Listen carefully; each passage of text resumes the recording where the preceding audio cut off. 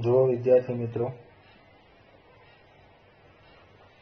ગયા લેક્ચરમાં આપણે unit 4 call of the hills એટલે કે ટેકરીઓનું પુકાર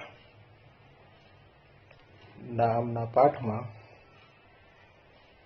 આપણે થોડી વાર્તા જોઈ હતી, જેની ટૂંકમાં તમને સમજ આપી દઉં કે અબુ ખાન નામના એક વ્યક્તિ હોય છે, જેમની પાસે કલુઆ નામની બકરી હોય છે. એક દિવસ તેની એટલે કે કલુઆ નામની બકરી ટેકરી પર ચાલી જાય છે અને પાછી ફરતી નથી. ત્યારે અબુ ખાન એવું વિચારે છે કે ટેકરી પર જે રાક્ષસ છે તેણે કદાચ કલુઆને મારી નાખી હશે, અને તેને અંદરથી એવો અહેસાસ થાય છે કે હું તો એને લીલું રસદાર ઘાસ અને સ્વાદિષ્ટ અનાજ આપતો હતો, છતાં તેણીની મને છોડીને કેમ ચાલી ગઈ હશે. એટલે અબુ ખાન આ બધા વિચારોથી ખૂબ જ દુઃખી થઈ જાય છે. ત્યાર પછી તે નવી એક બકરી ખરીદે છે, જે ખૂબ જ સુંદર હોય છે, બરફ જેવી સફેદ હોય છે, તેને બે નાના શિંગડાઓ હોય છે અને સુંદર ચમકતી લાલ આંખની જોડ આવેલી હોય છે, અને અબુ ખાન તેનું નામ ચાંદની પાડે છે. હવે ધીમે ધીમે અબુ ખાન અને ચાંદની વચ્ચે પ્રેમ ભાવ ધીમે ધીમે વધવા લાગે છે. અબુ ખાન જ્યારે પણ નવરા હોય ત્યારે તે પોતાની વહાલી ચાંદની સાથે વાતો કરવા લાગે છે, અને તેને વિશ્વાસ બેસી જાય છે કે મારી વહાલી ચાંદની છે એ મને ક્યારેય પણ છોડીને જશે નહીં, કારણ કે તેણીની ખૂબ જ સમજદાર છે અને મારી સાથે ખુશ છે. એટલે કે આ વાત ઉપરથી અબુ ચાચાનો જે પાડોશી હોય છે, જેનું નામ છે ગોવિંદ, એ પણ ખુશ થઈ જાય છે, અને એ પણ અબુ ખાનને કહે છે કે મને ખાતરી છે કે તમે જીવશો ત્યાં સુધી ચાંદની તમારો સાથ આપશે. પણ થોડા વર્ષો વીતી જાય છે અને ચાંદનીને પણ ટેકરીનું આકર્ષણ થવા લાગે છે. તેણીની દરરોજ સવારે કોમળ સૂર્યપ્રકાશમાં ચમકતી ટેકરીના શિખરો જોતી રહે છે. હવે જુઓ તો આજના પાઠમાં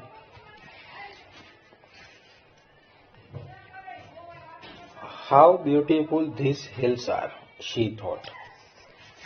તેણીએ વિચાર્યું, આ ટેકરીઓ કેટલી સુંદર છે. And how refreshing is the breeze that blow through them. અને તેમાંથી આવતી પવનની લહેરો કેટલી તાજગી ભરી છે. રિફ્રેશિંગનો મતલબ થશે તાજગી ભર્યું, અને બ્રીઝનો મતલબ થશે પવન. I must run across those green fields. મારે પહેલા લીલા ખેતરોમાં દોડવું જ જોઈએ. She ran towards the hills. તેણીની ટેકરી તરફ દોડી. But stopped with a jerk. પણ એક ઝટકા સાથે રોકાઈ ગઈ. ઝર્કનો મતલબ થશે ઝટકો. There was a rope. તેના ગળામાં દોરડું હતું. રોપ એટલે કે દોરડું. She had it most. તે તેને ખૂબ જ હેટ એટલે કે ધિક્કારતી હતી અથવા તો નફરત કરતી હતી.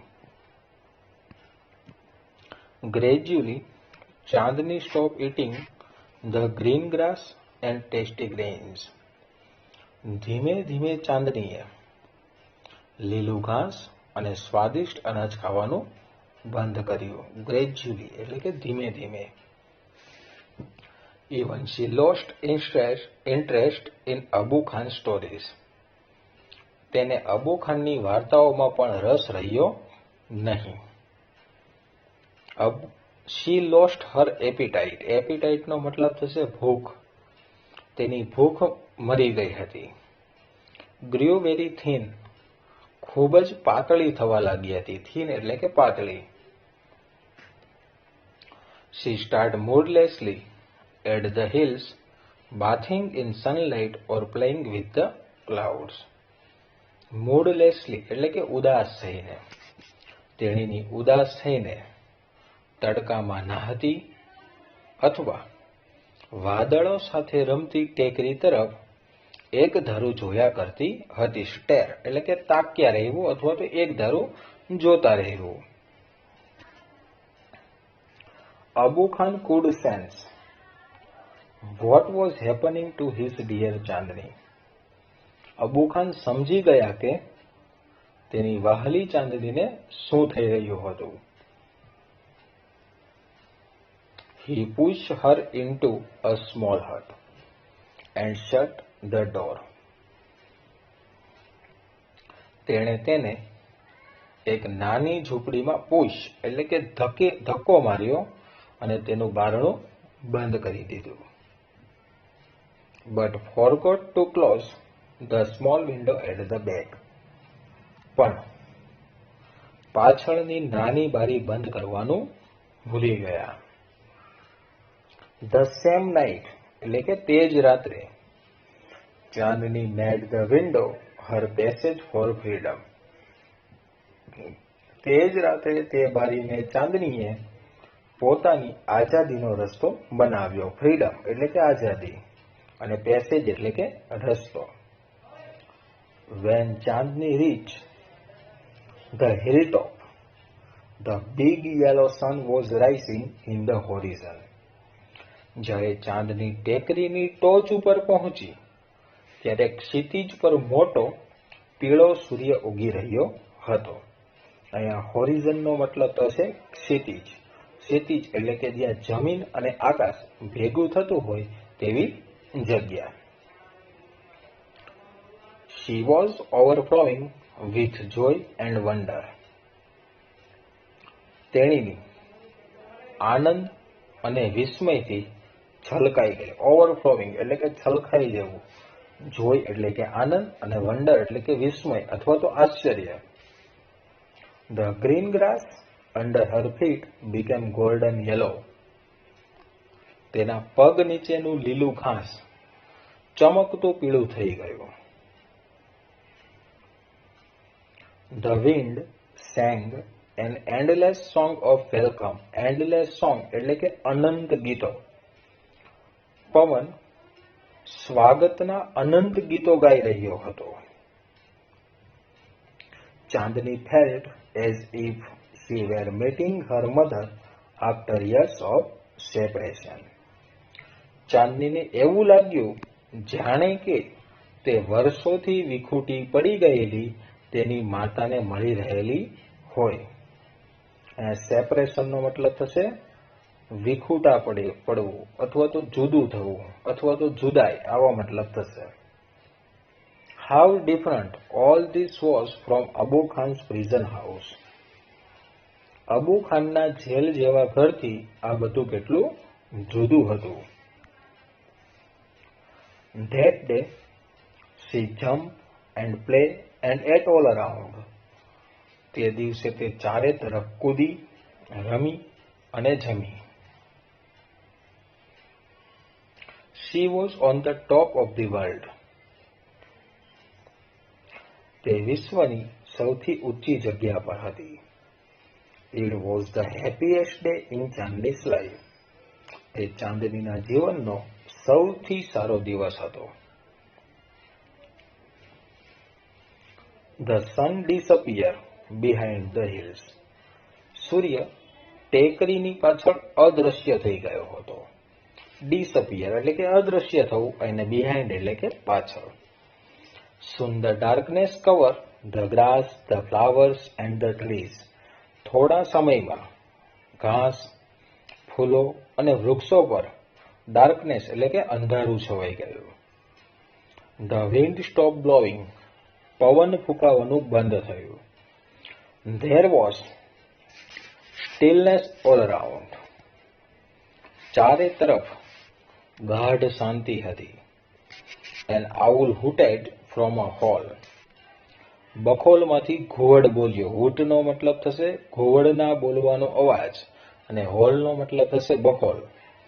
ચાંદની ફેલ્ટ સ્કેર, ચાંદની ડરી ગઈ. સ્કેરનો મતલબ થશે ડરી જવું. The full moon rose in the distant sky, દૂર આકાશમાં પૂનમનો ચાંદ ઉગ્યો. ફૂલ મૂન એટલે કે પૂનમનો ચાંદ. ઇન ઇટ્સ સિલ્વર લાઇટ, ચાંદની saw two bright eyes and sharp teeth moving slowly towards હર.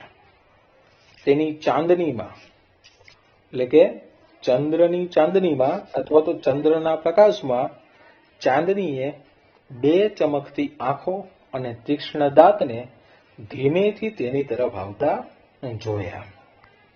અહીંયા શાર્પ ટીથનો મતલબ થશે તીક્ષ્ણ દાંત. The devil was not in a hurry, રાક્ષસને ઉતાવળ ન હતી. હરી એટલે કે ઉતાવળ. He knew that this goat was also his food.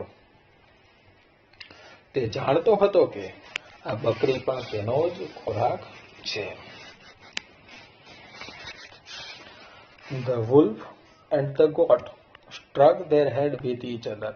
આપણે જેને રાક્ષસ કહેતા હતા એ કોણ હતું? વુલ્ફ એટલે કે વરુ હતું. વરુ અને બકરીએ એકબીજા સાથે માથા, સ્ટ્રક એટલે કે અથડાવવા. વરુ અને બકરીએ એકબીજા સાથે માથા અથડાવ્યા. He was big and ferocious. તે મોટું અને ferocious એટલે કે વિકરાળ હતું. Whereas she was small but not weak.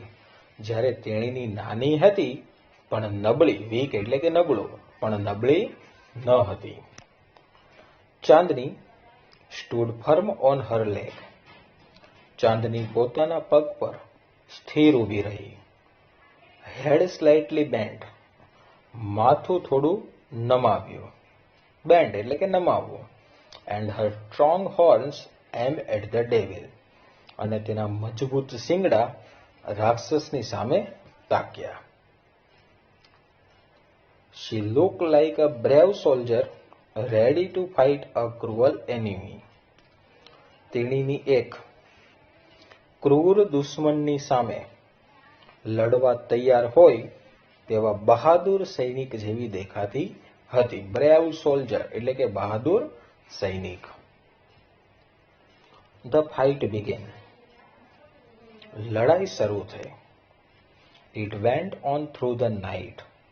તે આખી રાત ચાલી. The moon began to grow pale. ચંદ્ર ઝાંખો પડવા લાગ્યો. પેલનો મતલબ થશે ઝાંખું થવું. And suddenly hid behind the clouds. અને અચાનક વાદળા પાછળ સંતાઈ ગયો. The stars also began to disappear one by one. તારાઓ પણ એક પછી એક અદૃશ્ય થવા લાગ્યા. A faint light appeared in the east. પૂર્વમાં એક ઝાંખો પ્રકાશ દેખાવા લાગ્યો. ફેન્ટ લાઇટ એટલે કે ઝાંખો પ્રકાશ. The first ray of the sun saw Chandni lying on the ground. સૂર્યના પહેલા કિરણોએ ચાંદનીને જમીન પર પડેલી જોઈ. She was completely soaked in blood. તેણીની લોહીથી લથપથ હતી. શોક એટલે કે લથપથ હોવું. કમ્પ્લીટલી એટલે કે સંપૂર્ણ રીતે, અને બ્લડ એટલે કે લોહી. The wolf, tired and sleepy, was getting ready to devour her. થાકેલું અને ઊંઘમાં ચડેલું વરુ તેને ખાવા માટે તૈયાર હતું. ડિવોરનો મતલબ થશે ખાવું. ઈટનો સમાનાર્થી શબ્દ આપેલો છે. A flock of birds sitting on tree was debating the result of the fight. વૃક્ષ પર બેઠેલા પક્ષીઓનું ટોળું આ લડાઈના પરિણામ વિશે ચર્ચા કરતું હતું. ડિબેટ એટલે કે ચર્ચા કરવી. So who is the winner? asked a small one. એક નાના પક્ષીએ પૂછ્યું, તો પછી વિજેતા કોણ છે? The wolf, of course. Most of other declare together. મોટા ભાગના પક્ષીઓએ એક સાથે ડિક્લેર એટલે કે જાહેર કર્યું, અલબત્ત વરુ વિજેતા છે. નો સેડ અ વાઇઝ ઓલ્ડ બર્ડ. એક સમજુ વૃદ્ધ પક્ષીએ કહ્યું ના. ચાંદની ઇઝ ધ વિનર. વિજેતા ચાંદની છે. તો શા માટે ચાંદની વિજેતા છે? તો જુઓ તો, આઈ હેવ નેવર સીન સચ અ બ્રેવ ફ્રીડમ ફાઇટર. મેં આટલી બહાદુર સ્વાતંત્ર્ય સેનાની કદી જોઈ નથી. ફ્રીડમ ફાઇટરનો મતલબ થશે સ્વાતંત્ર્ય સેનાની.